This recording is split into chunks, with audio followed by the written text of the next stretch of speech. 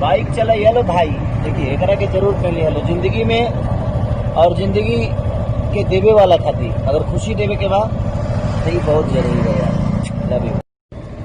Bike चला लो भाई, देखिए एकरा के जरूर पहन लिया लो जिंदगी में, और जिंदगी के देवे वाला खातिर अगर खुशी देवे के बाद तो ये बहुत जरूरी है यार। Love you. बाइक चला लो भाई, देखिए एकरा के जरूर पहन लिया लो जिंदगी में, और जिंदगी के देवे वाला खातिर अगर खुशी देवे के बाद तो ये बहुत जरूरी है यार। Love you.